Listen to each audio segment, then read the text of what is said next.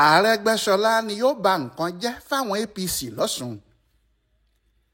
Gẹ́gẹ́ bí a ti wí lórí ìkànnì wa yìí tẹ́lẹ̀, Isiaka Adégbóyèga Oyètọ́lá ti jáde fúnra ẹ̀ lọ́jọ́ Ẹtì Friday tó kọjá yìí, ìyẹn ọjọ́ 25 oṣù yìí, pé òun ò ní díje fún ipò gómìnà ìpínlẹ̀ Ọ̀ṣun lọ́dún tó ń bọ̀.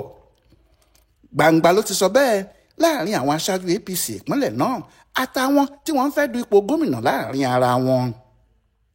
Nígbà tí a gbé ọ̀rọ̀ náà jáde lọ́jọ́sí, àwọn kan ń béèrè bóyá inú APC láwà ni tàbí báwo la ṣe mọ ohun tí Oyètọ́lá fẹ́ ṣe. Ọ̀rọ̀ náà sì dàbí ìsọkúsọ, ṣùgbọ́n ẹni tó bá ti ń fọkàn bá ètò òṣèlú lọ ní Nàìjíríà tó sì mọ ohun táwọn olóṣèlú ń wá jùlọ yóò ti mọ̀ pé ohun tí wọ́n gbé lé Oyètọ́lá lọ́wọ́ tóbi ju kó máa bá wọn jà sípò gómìnà Ọ̀ṣun lọ. Àkọ́kọ́ ni pé owó tó wà ní ìkápá Oyètọ́lá nílé iṣẹ́ tí wọ́n fi sí tó ti ń ṣe mínísítà yìí, owó tí wọ́n bá rí níbẹ̀ láàrin oṣù kan bóyá ní ìpínlẹ̀ Ọ̀ṣun yóò rí láàrin ọdún kan.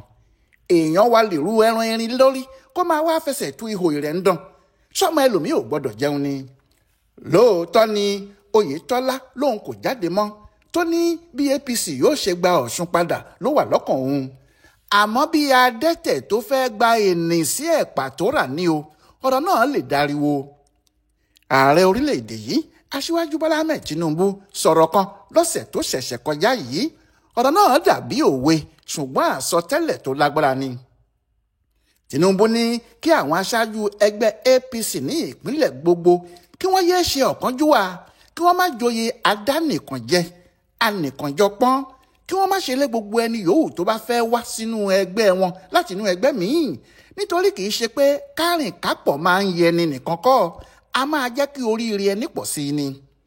Bí ènìyàn bá wo ọ̀rọ̀ náà yóò jọ ọ̀rọ̀ òṣèlú lásán, àmọ́ òwe náà bá àwọn APC ìpínlẹ̀ Ọ̀ṣun mu púpọ̀. Àfàìmọ̀ kó má sì jẹ́ nítorí wọn ni Tinubu ṣe pa òwe náà, nítorí ohun tó bá ṣàjọ ohun lèèyàn yóò fi wé ohun. Eku ẹ̀pà ló jọ pósí ẹ̀ lírí, eku tí mẹ́wàá rẹ̀ kò ju ohun tí à ń dì mọ́wọ́ lọ.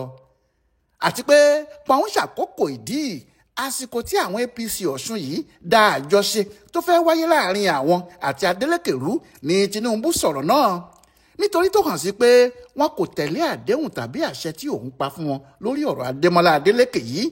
Ohun tó wù wọ́n ni wọ́n ṣe.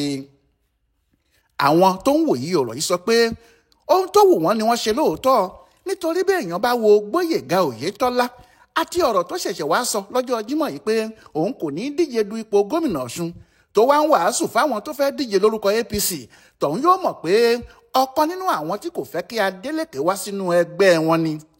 Wọ́n ní bó bá jẹ́ ó fẹ́ kí Adeleke wá, kò lè ṣòro láti mọ̀, nítorí ọ̀rọ̀ ẹnu ẹ̀ tàbí ìṣe rẹ̀ ni yóò ti fi hàn. Àmọ́ gbogbo bí ariwo náà ti ń lọ nítorí ìbẹ̀rù Tinubu, kò jẹ́ sọ̀rọ̀ pé òun kò fẹ́ kinní náà. Bó tiẹ̀ jẹ́ ó ní kí àwọn ọmọlẹ́yìn rẹ̀ ṣe sùúrù náà kí wọ́n má tíì pariwo pé àwọn fẹ́ díje torí ọ̀gá pátá kò fẹ́.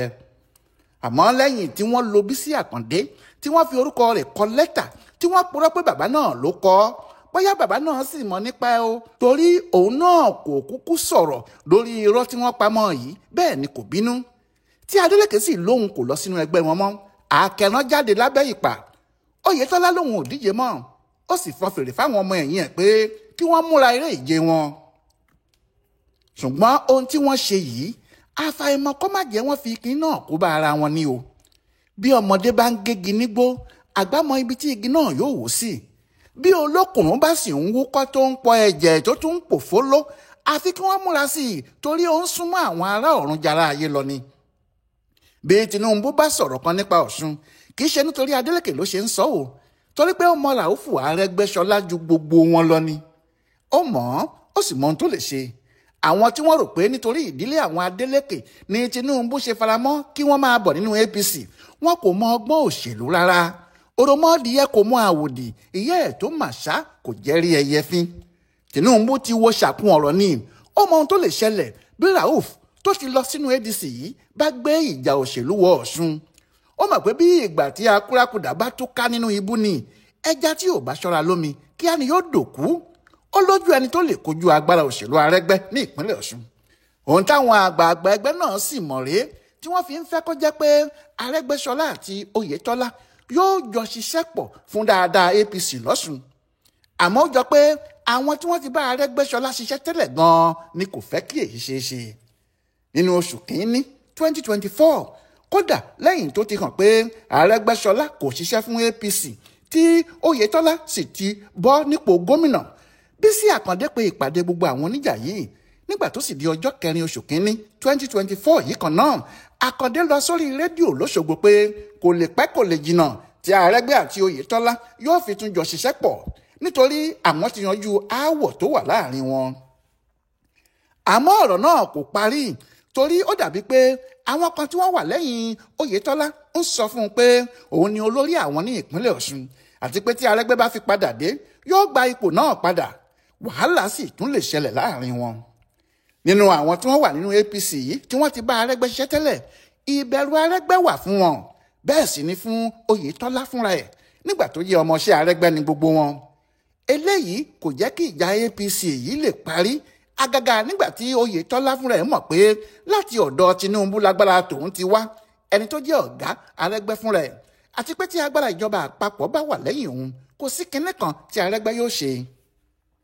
Ṣùgbọ́n ọ̀nà tí ìbò ààrẹ 2027 yìí fẹ́ gbà kò yé ẹnìkan o, kò tí ì yé àwọn Tinubu fúnra wọn, torí ogun tí àwọn ará ilẹ̀ Haúsá fẹ́ gbé tì àti àwọn kọ̀ọ̀kan nílẹ̀ Ìgbò tí wọ́n ń fa ìbínú tiwọn náà yọ. Tí a bá sì ti yọwọ́ ìpínlẹ̀ Ògùn àti Oǹdó, kò sí ibi tí ọkàn Tinubu tún fi bẹ́ẹ̀ balẹ̀ pé ìbò wọn yóò wà lódidi nílẹ̀ Yorùbá yìí. Ìyẹn sì jẹ́ ìrònú fóun pàápàá. Ní ìpínlẹ̀ Èkó lásìkò ìbò tó kọjá, Peter Obi ló wọlé níbẹ̀ o. Ìbínú sì tún wà lára àwọn ọmọ Ìgbò ní ìpínlẹ̀ náà débi pé àfi kí àwọn òṣèlú APC múra kí wọ́n lè rí ìbò gidi láti ibẹ̀. Kò sí tàbí ṣùgbọ́n níbẹ̀, Ṣèyí Mákindé kò ní í ṣiṣẹ́ fún Tinubu lásìkò yìí o. Torí yàtọ̀ sí pé ó ń sọ fáwọn èèyàn ẹ̀ pé gbogbo iṣẹ́ tí òun ṣe fún Tinubu lásìkò ìbò tó kọjá yìí ibi ló fi san fóun, tó sì kó gbogbo oore tó wà níbẹ̀ fún Nyesom Wike. Òun fúnra ẹ̀ kò tí ì mọ̀ bóyá òun gan lòun yóò kojú Tinubu ọ̀hún lásìkò ìdìbò náà láti inú PDP. Káyọ̀dé Fáyẹmí wà lẹ́kìtì, àmọ́ òun àti Tinubu kò gba ti ara wọn mọ́. Kò sì sẹ́ni tó lè sọ pé ibi tí yóò fì sí rèé lásìkò ìbò tó ń bọ̀ náà. Ọ̀ṣun nìkan ló kù, ohun tí wọ́n ṣe fẹ́ kí Adeleke wọ inú APC nìyẹn. Àwọn Tinubu mọ̀ pé Oyètọ́lá nìkan kò lè dá gba ìpínlẹ̀ Ọ̀ṣun lọ́wọ́ Adeleke o, bóyá nítorí pé ọkùnrin náà gbajúmọ̀ láàrin àwọn èèyàn lọ́ṣun ni o, tàbí nítorí pé ohun tí APC ń ṣe kò tẹ́ àwọn aráàlú kan lọ́rùn, tàbí nítorí ìrírí àwọn ohun tó ti ṣẹlẹ̀ sẹ́yìn ni. Ṣùgbọ́n wọ́n mọ̀ pé tí Arẹ́gbẹ́ bá wà nínú APC tí kò síjà, kò sí bàbá ẹni tí yóò gba ìpínlẹ̀ náà. Àwọn àgbà òṣèlú yìí kò gbàgbé ohun tó ṣẹlẹ̀ ní 2018. Àwọn fúnra wọn mọ̀ pé pẹ̀lú agbára tipátipá làwọn fi gbé Oyètọ́lá wọlé. Ìbò náà kò ṣojú resi rárá. Ní 2022, 28,000 ìbò, 28,000 votes ni Adeleke fi na Oyètọ́lá tó fi gba ipò gómìnà lọ́wọ́ ẹ̀. Oyètọ́lá ló wà nípò gómìnà pẹ̀lú agbára gbogbo. Bí ẹni tí kìí ṣe gómìnà bá ní irú agbára bẹ́ẹ̀ lé òun odidi gómìnà lórí, kí ni yóò wá ṣẹlẹ̀ nígbà tí ẹni náà fúnra ẹ̀ bá wà nílé ìjọba gẹ́gẹ́ bí gómìnà?